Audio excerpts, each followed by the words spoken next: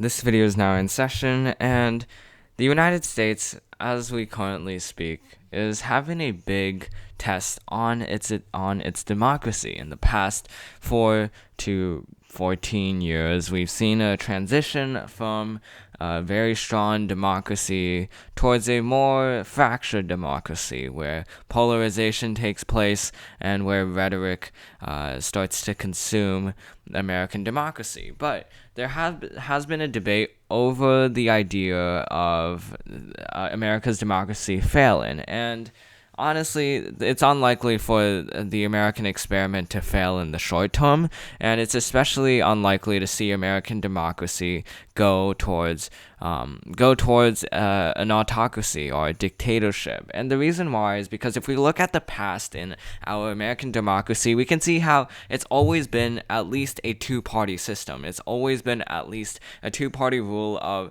or at least two opposing ideas. Now, there could be a possibility where one-party rule happens in America, where one president may have a bunch of power and create itself a mini dictatorship in a 4-year period. But if we look at the long span of things, if we look at the long term where policies start to take effect, if we look at the long term, it's unlikely for American democracy to turn to an American dictatorship.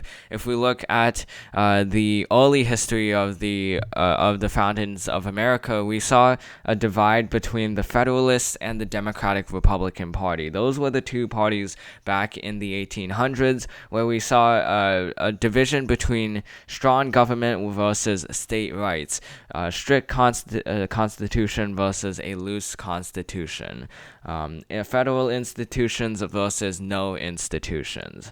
And ultimately, the Federalist Party started faltering ever since after Alexander Hamilton was shot in a duel and was killed. The Federalist Party could not hold itself in the same way that the Democratic Republicans could. So as a result, after Thomas Jefferson came into power, the Federalists were essentially done. And with that, eventually came a one-party rule of the Democratic Republicans. The Democratic Republicans were the only major party in the somewhat mid-1800s, and with that, you would expect a dictatorship to happen, because there's one party, there's one president, and there's only one major president, and there's really not much of an opposition. But the thing is, even though there might not be an opposition between parties, there can be opposition within parties. We didn't see, but in history, the Democratic Republicans, when they had a one-term span, they were fractured within their own government. Some people wanted more moderate policies of state right, while others wanted a big shift towards states' rights. And as a result, we saw a divide within the Democratic Republican Party, and we still see divides within parties today. We see a divide in the Democratic Party between progressives and as well as New Democrat moderates, and then we also see a divide between Republican moderates and as well as those on the far right, Tea Party Republicans. So you can see that there's a divide between those two parties. Within those two parties, there are at least another divide within them.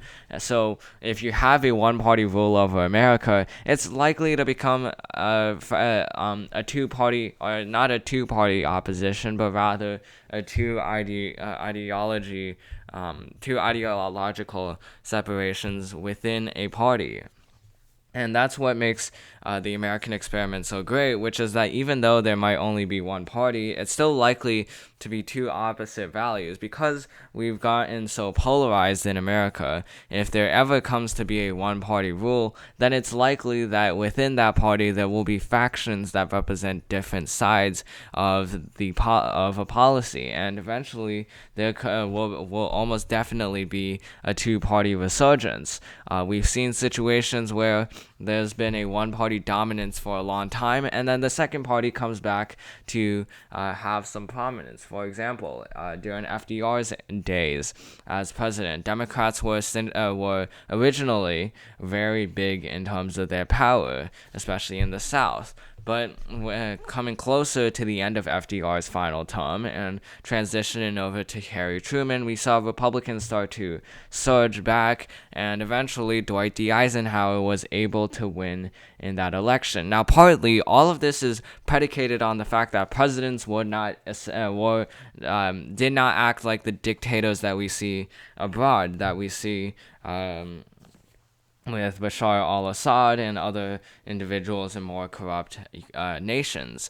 But what if there was someone that corrupt in the United States? Well, it's likely that it wouldn't work because because there are so many members in politics, in U.S. politics. There's both the presidency, but then there's also the Congress, and within the Congress there are 538 members. Oh no, there are not 538. There are 535 members of Congress, both including senators and as well as U.S. House of Representatives, who can vote in the bicameral system. And that's a lot of members for the United States, and each of them have an incentive to work for their constituents, or at least to represent some part of their constituents. So there's still going to be a divide within Congress, and it's unlikely that a dictator can just oust a government in the United States system. Now, please do not refer to this video if America does become a dictatorship, because who knows? Donald Trump was unlikely to win the 2016 election. We could very well see an American dictatorship. But as of now, the system is very unlikely to crack under pressure by a dictator, and because presidents limit themselves to 4-year terms, to 2 4-year terms, it's unlikely that a president can go beyond that. Because we have so many checks and balances that put a president in place, it's very unlikely to see a one-party rule with a dictator as president. If a dictator were to go beyond 2 years, 2 terms, then the Supreme Court could very well reject that, could reject any idea of a third-term president, because it's written in the Constitution that the United States president cannot serve for more than 2 terms. And even in a war-year period. So with that, it's very highly unlikely that Americans can be ruled by a dictator, because there are so many checks and balances, and the final checks and balances is the people of America. And that is a that is a check on the U.S. president, because in other countries, we see a lot of times how the military is able to suppress protests by Americans. But if we look in the United States, then it's very unlikely for that to happen, because in the military, we have a lot of independent individuals who do not abide to presidents of either sides, who instead abide to their the reason why they became military generals. So it's very unlikely that we'll see any buckling of pressure from there. And even if a dictator does manage to break through the military and establish a military that's preferable to the dictator, there's just so many checks and balances in the United States, to the point where it's unlikely that we could see a dictatorship happen. There would have to be a buckling of pressure from both the military as well as Congress, which includes the House of Representatives and the Senate, and then you also have to account for the Supreme Court, the district courts, the federal courts, the appeals courts, and then you also have the state system, the state governments, which have their own rights that are not controlled by the federal government. And within that system, you have additional checks and balances that make sure that this whole system, that any one portion of the system does not go out of control. So that is those are the merits of American democracy, and how